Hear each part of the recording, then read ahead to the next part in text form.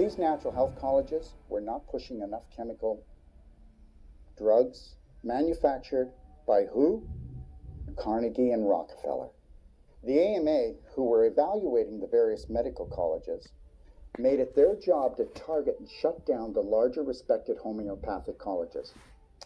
Carnegie and Rockefeller began to immediately shower hundreds of millions of dollars on these medical schools that were teaching drug-intensive medicine.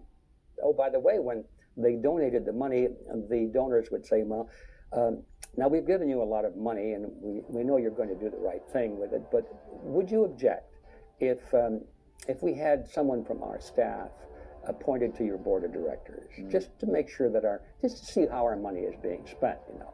Well, that was really a condition of getting the money, so you know the university said, well, that would be fine. Anybody that you would suggest would be, I'm sure, more than adequate. So they began to load up the boards of directors of these teaching centers with people who literally were on the payroll of the donors. So once that was in place, the curriculum of the universities, the teaching centers, swung completely in the direction of pharmaceutical drugs, and it has remained that way ever since. Predictably, those schools that had the financing churned out the better doctors. Oh, wait a minute. Or should I say, the more recognized doctors. In return for the financing, the schools were required to continue teaching course material that was exclusively drug-oriented, with no emphasis on natural medicine. By 1925, over 10,000 herbalists were out of business. By 1940, over 1,500 chiropractors would be prosecuted for practicing quackery. The 22 homeopathic medical schools that flourished in the 1900s dwindled down to just 2 by 1923. By 1950, all the schools teaching homeopathy were closed.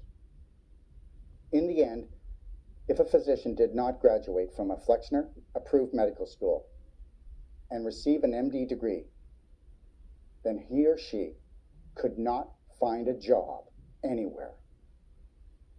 This is why today MDs are so heavily biased towards synthetic drug therapy and know little about nutrition, if anything. Now this whole medical field has been skewed in the direction of pharmaceutical drugs, which can be patented and produce great profits for the producers. And then the next step is that means that anything coming from nature is excluded, and that's where we think, some of us think, that most of the promise lies in these very complex substances found in herbs and plants, and trees, and things like that, seeds. Some of us feel that it was probably meant to be that way, you know. And so you come out of all of this analysis and all of this history with the realization that the medical profession is really like a lapdog of the pharmaceutical industry.